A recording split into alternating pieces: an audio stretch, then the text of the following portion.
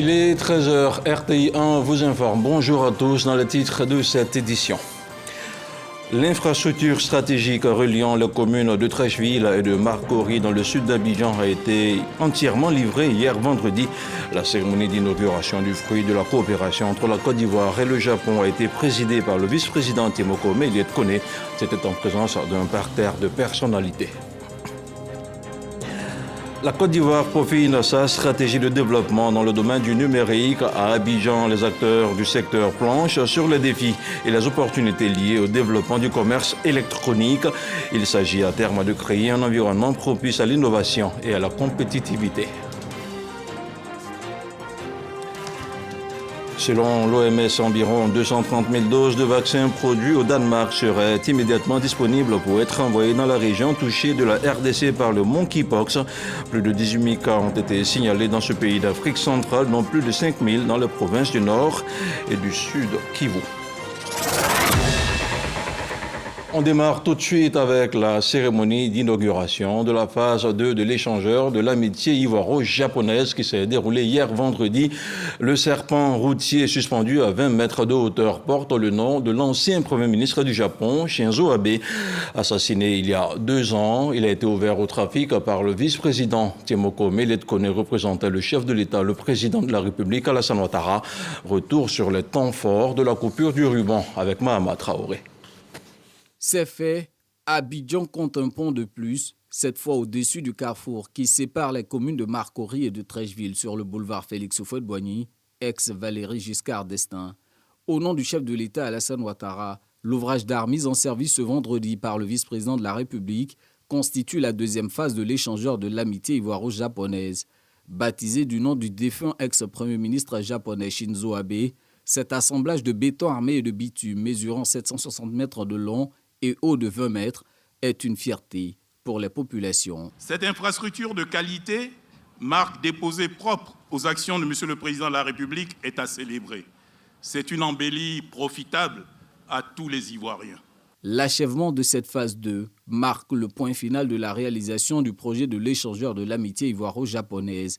En l'initiant, comme tant d'autres projets en Côte d'Ivoire, le pays du soleil levant, faisant partie des premières puissances économiques du monde, concrétise ainsi sa volonté d'appuyer le développement socio-économique de la Côte d'Ivoire. Nos efforts ne sont autres que d'accompagner la Côte d'Ivoire à consolider davantage son rôle de hub ouest-africain, d'autant plus que l'amélioration des infrastructures de transport et de logistique est l'un des facteurs clés afin de renforcer les chaînes de valeur, de promouvoir le commerce, d'intensifier les connectivités et de revitaliser le secteur privé du pays.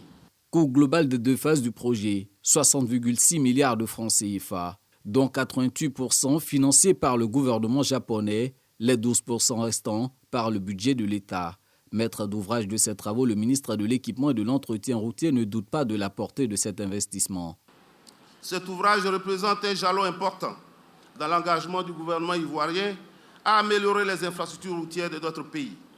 C'est le lieu pour moi de rendre un vibrant hommage au président de la République, son Excellence Alassane Ouattara, dont le génie et le sens élevé de l'État nous font franchir chaque année des pas de géants en livrant à nos concitoyens des infrastructures de qualité.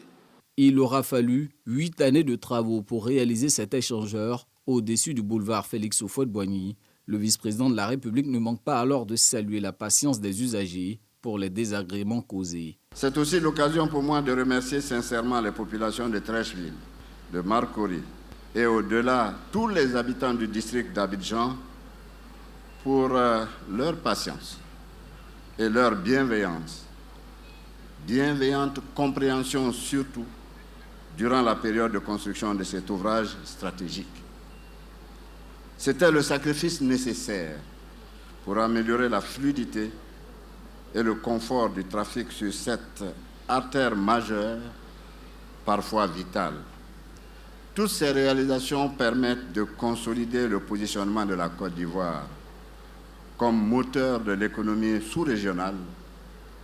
Elles constituent des atouts indéniables pour notre économie en vue de tirer le plus grand bénéfice de l'intégration économique sous-régionale et même continentale.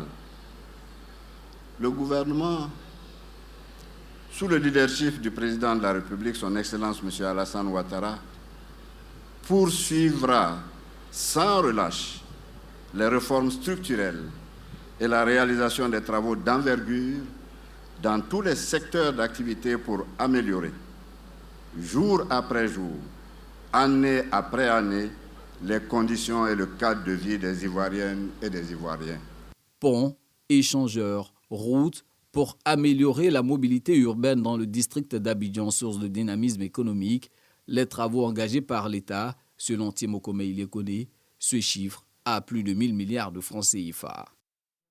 Je vous le disais il y a quelques instants, un atelier sur la thématique du commerce électronique s'est tenu récemment à Abidjan. L'initiative vise à associer les principaux acteurs du secteur, mieux à réfléchir sur les défis et les opportunités liées au développement du commerce électronique. En toile de fond, il s'agit de partager les meilleures pratiques en la matière pour un environnement propice à l'innovation. Le reportage de Jean-Luc Bangbo. Ils sont entrepreneurs, experts en technologie numérique, représentants de la société civile ou d'institutions gouvernementales. Tous des acteurs clés de l'écosystème du commerce électronique en Côte d'Ivoire. Un secteur en pleine expansion qui reste confronté à de nombreux défis que cet atelier devrait aider à relever. Dans la régulation, il faut que les acteurs privés que nous sommes aient des garanties pour dire que lorsque nous investissons, notre investissement est sécurisé. Et c'est aussi une forme de sécurisation aussi des transactions entre les utilisateurs et nous, en termes de paiement. Aujourd'hui, la connectivité est chez nous, mais les mobile phones doivent être adaptés. Tout ce qui est téléphone portable, aujourd'hui, on a encore des Jomolo, comme on aime l'appeler dans le commerce, mais il faut que les personnes aient le bon téléphone. La Côte d'Ivoire s'est dotée d'une stratégie nationale du numérique 2021-2025 qui démontre l'engagement du pays à renforcer le dynamisme du cadre du commerce électronique. C'est bon d'avoir ce genre d'atelier qui représente des cadres de concertation entre le public et le privé, mais aussi qui tiennent compte de la vie de la société civile, que ce soit les consommateurs, que ce soit les commerçants, que ce soit le régulateur.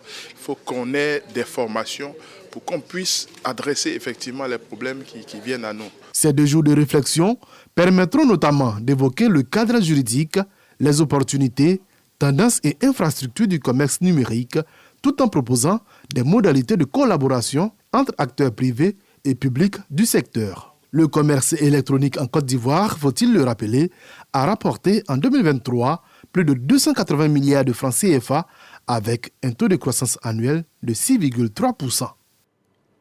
Quel mode de protection faut-il adopter pour les enfants face au numérique? Plusieurs milliers de mineurs sont aujourd'hui et de plus en plus exposés aux écrans de smartphones et à leur contenu parfois indécent. Des scrolls à longueur de journée et même parfois tard au milieu de la nuit. Une dérive gracieusement offerte par certains parents qui exposent leurs enfants au harcèlement et à la prostitution. Allô, enfants en danger. Un regard de Sephora Zeki. Il est 19h dans la commune de Yopougon à l'ouest d'Abidjan. Dans la famille Koulibaly, en l'absence des parents, la télévision est allumée mais tous sont scotchés à leur téléphone portable. Et quand la mère de famille fait son entrée, on ne s'en rend même pas compte. Avec leur smartphone, les adolescents ont accès à différents types de contenus sur les réseaux sociaux. Aurélie, en classe de première, n'ayant plus de téléphone, sollicite très souvent celui de ses amis de classe. Ils ont beaucoup de sites, des sites bizarres, même pour les jeux d'argent interdits au moins de 18 ans. Je suis conscient des dangers qu'il y a sur les réseaux sociaux. Cédric, son cousin, navigue sur les réseaux à ses heures perdues. J'utilise mon téléphone pour aller sur Google. Quand on nous donne des exercices, je traite avec Google. Souvent, je vais sur TikTok et puis je me connecte, je regarde des vidéos. Mariam, leur maman, consciente des dangers que courent ses enfants sur les plateformes numériques, nous explique sa recette de protection. J'ai acheté des téléphones pour eux parce que je ne suis pas très souvent à la maison, je vais au boulot, monsieur aussi n'est pas là. Donc c'est juste pour les appeler Et comme j'ai aussi un contrôle parental, je vérifie à chaque fois où il se connecte.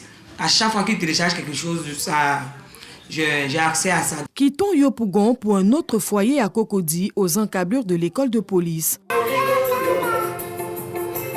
Craignant l'influence négative du digital sur ses enfants, Karine a trouvé une solution palliative, le contrôle parental. Si vous regardez bien, il y a plusieurs comptes. Il y a mon compte qui est là, il y a le compte des garçons et puis il y a le compte de la plus grande. Voilà, donc selon l'âge déjà, il y a plus ou moins des restrictions. Donc on essaie de s'adapter un peu avec les conseils, avec peut-être les mises en garde, avec les restrictions. Sur Internet, les enfants sont exposés à tout type de dangers. Karine Oulateaka, experte en cybersécurité, est claire, pas question d'offrir un Android à un enfant mineur. Le fait de donner un téléphone aux enfants, moi déjà j'ai un problème avec. C'est vrai qu'il y a plusieurs raisons. La sécurité, on ne peut pas venir chercher l'enfant à l'école, voilà. Mais il y a des petits téléphones. On peut prendre ce que les Ivoiriens appellent les Jomolo, les petits, ce n'est pas des Android. On peut appeler quelqu'un, on peut envoyer un message. Bon, ça c'est suffisant. Mais quand on part à donner un iPhone, un Android à un enfant, là, on ouvre la boîte de Pandore. Au-delà de cette option, l'experte revient sur le contrôle parental, une méthode cruciale pour un bon suivi des enfants. Techniquement, il y a des procédés à mettre en place, comme des filtrages.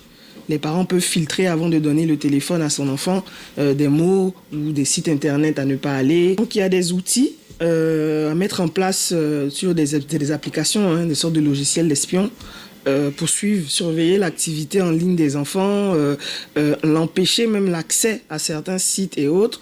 Montrer aux enfants également comment se comporter face à ça, parce que malgré tout, on ne sait jamais, ils peuvent tomber dessus. Qu'est-ce qu'ils doivent faire? Leur montrer comment signaler ce genre de contenu, leur montrer comment réagir. Le harcèlement sexuel, l'addiction aux jeux de hasard, les contenus pornographiques, l'incitation à la violence ou à la haine sont autant de dérives qui inondent la blogosphère. À la direction de la protection de l'enfant, l'avis sur le sujet est formel. La protection des enfants dans le digital est d'abord du ressort de tout parent qui décide d'offrir un téléphone Android à son enfant. La directrice de la protection de l'enfant attire l'attention des parents. Lorsqu'il y a des cas avérés, nous, en tant que ministère en charge de la protection de l'enfant, nous faisons la prise en charge de cet enfant-là. Il faut dire que c'est des cas qui entraînent vraiment des traumatismes chez les enfants. Donc, nos travailleurs sociaux sur le terrain font la prise en charge psychosociale. Si c'est vraiment très grave, on peut faire appel à un psychologue pour pouvoir aider l'enfant à se retrouver. Pour être plus efficace sur le terrain, une ligne verte dénommée Allo Enfants en détresse est également mise en place pour permettre à toute personne de dénoncer les abus d'enfants. Depuis le début de ce mois, 2 cas d'abus via Internet ont été signalés. Ce qui concerne les enfants dans le milieu numérique, nous avons reçu 2 cas que nous avons référés au niveau des complexes socio-éducatifs où ils ont été pris en charge. Nous faisons le suivi. Quand on appelle, ils nous disent à quel niveau ils sont dans la prise en charge. Et on a une application web mobile 116 qui est téléchargeable sur Google Play Store et même avec le lien Allo 116, on arrive à dénoncer les cas de violence faites aux enfants. Se sentant interpellé par ce phénomène, le Parlement des enfants de Côte d'Ivoire a entrepris une action. Auprès de leur tutelle, un livre blanc contenant des propositions est déposé. On avait énuméré plusieurs recommandations. Il y avait la mise en œuvre de politiques visant à protéger les enfants et les jeunes de la cybercriminalité, le vote des lois qui prennent en compte l'évolution des risques encourus par les enfants sur Internet et sur les réseaux sociaux. Les personnes qui sont à l'origine des contenus qui impactent négativement les enfants seront interpellés et seront intimidés. Autant le ministère de la Femme, de la Famille et de l'Enfant s'implique dans la protection des enfants dans le digital, le ministère de la Communication également est engagé à assainir les réseaux sociaux, d'où la campagne en ligne Tous Responsables. Cette sensibilisation a pour but d'instaurer le dialogue, mais surtout de montrer aux parents l'importance du dialogue avec les enfants, moi en tant que parent, vous-même en tant que parent, si nous ne comprenons pas leur langage, si nous ne nous intéressons pas à ce qui les intéresse eux, nous serons complètement perdus, nous serons complètement déboussolés et nous allons gérer des drames. Nous avons fait des enquêtes avant de lancer la campagne et nous nous sommes rendus compte que TikTok, un réseau social qui est très développé chez les jeunes, que beaucoup de jeunes utilisent, ils utilisent à mauvais escient. Vous savez que derrière les réseaux, ce sont des algorithmes. En Chine, l'algorithme TikTok, d'abord ce n'est pas TikTok, il a un autre nom en Chine. En Chine, l'algorithme, qu'est-ce qu'il montre aux petits Chinois? Il leur montre des musées, on leur donne des cours, on ouvre leur esprit, on leur montre le monde de demain, le futur.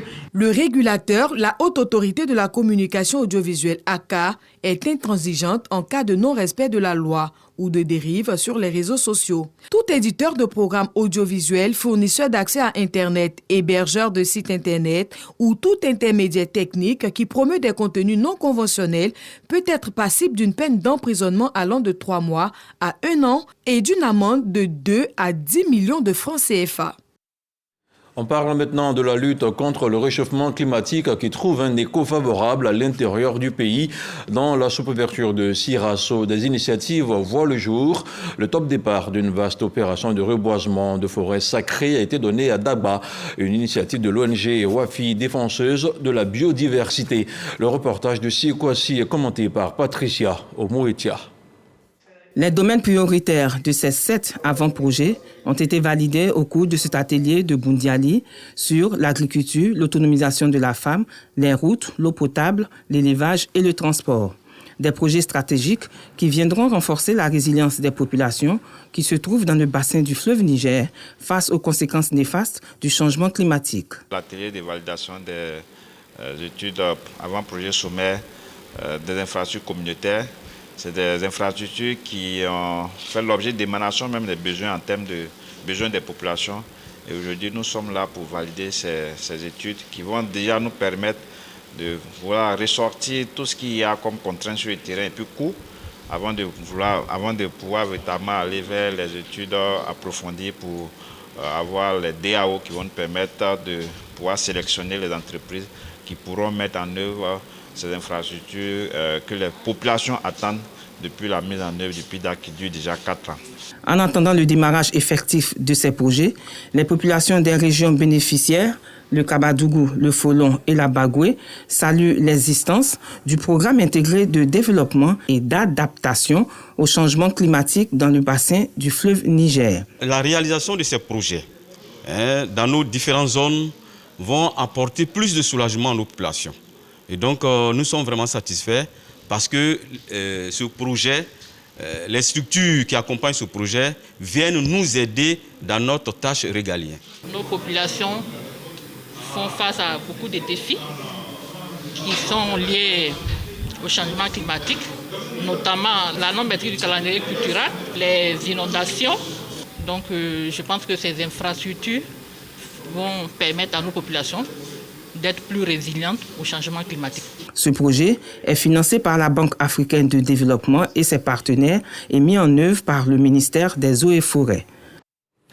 Dans la région du Béret, des actions sont menées pour assurer le développement de la localité, mais aussi pour promouvoir le patrimoine culturel Koro. Une union du même nom vient de procéder à l'investiture de son président. Elle s'engage à œuvrer pour la révalorisation du Koro, une langue parlée principalement à Tinamboué, Bouandougou et Marandala. Le reportage de Boubacar Silla dans un commentaire d'Osoro Corona. L'Union des Koros de Côte d'Ivoire procède à l'investiture de son premier président et des membres de son bureau national.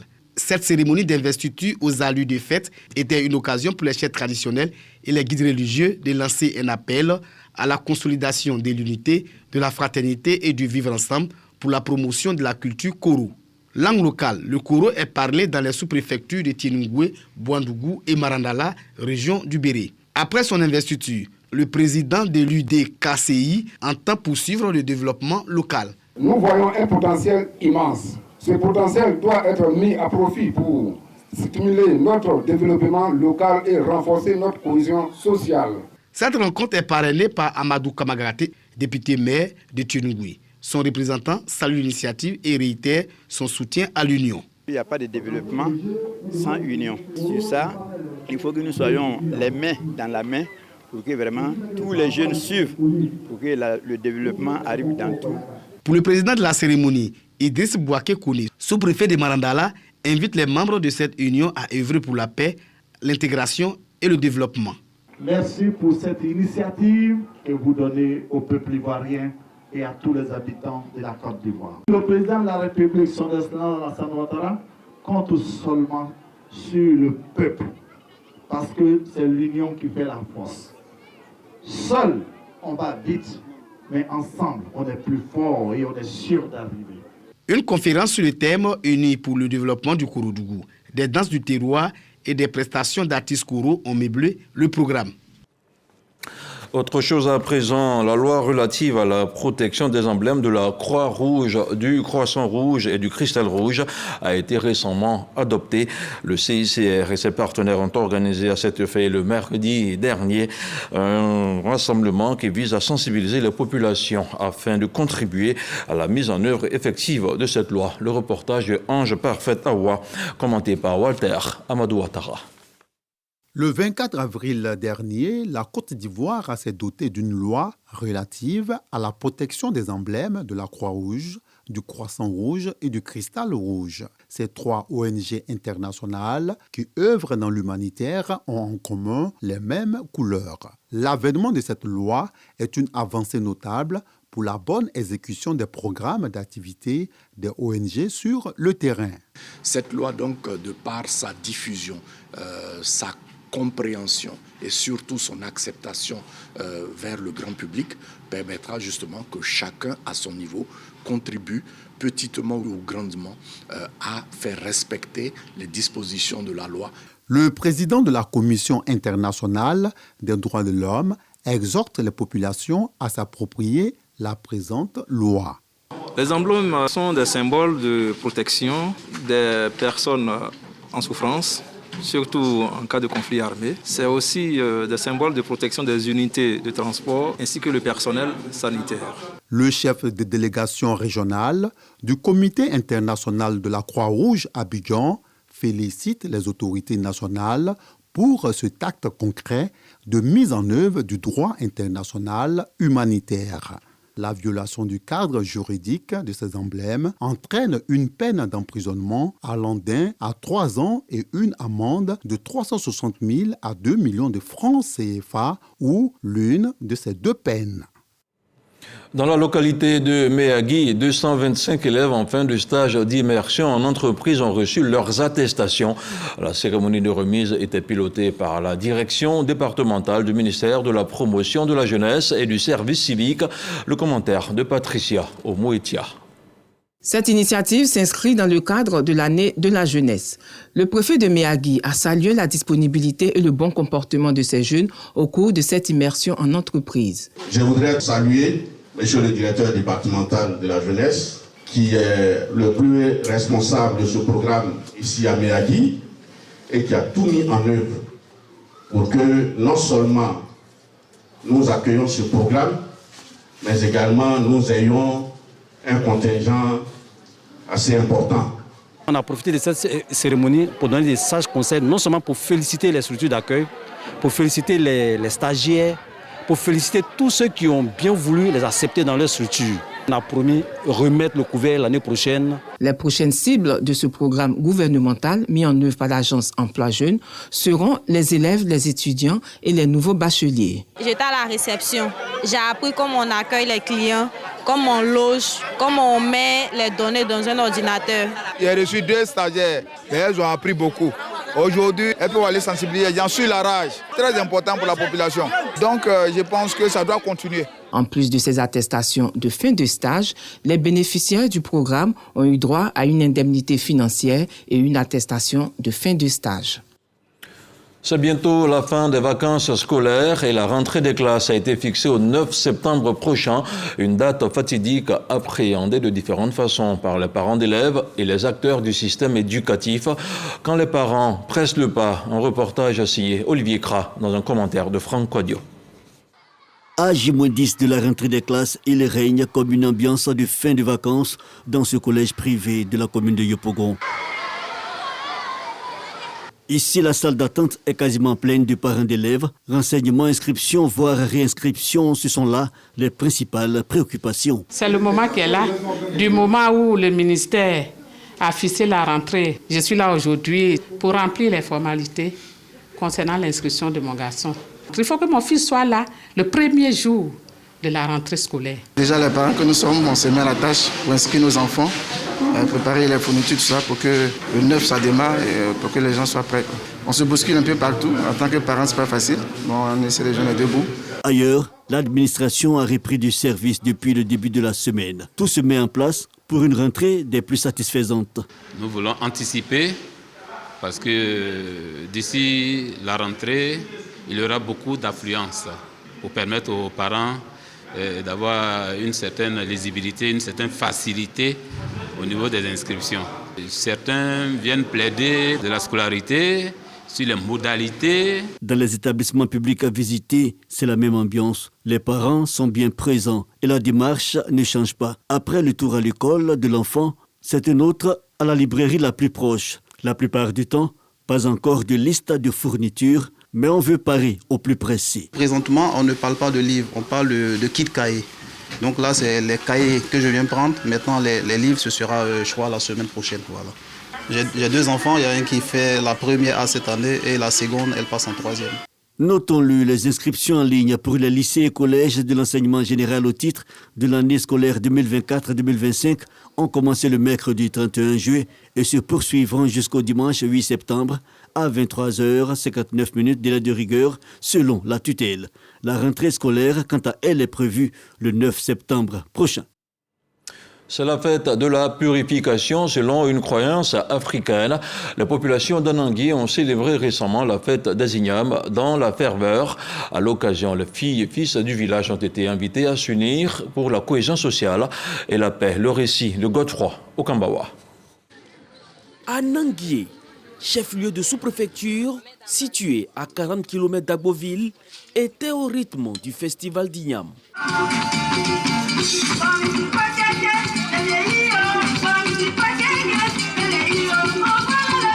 Les habitants du village, issus du canton Tchofo, ont célébré la 8e édition de ce festival dans la ferveur, la solidarité et surtout le partage.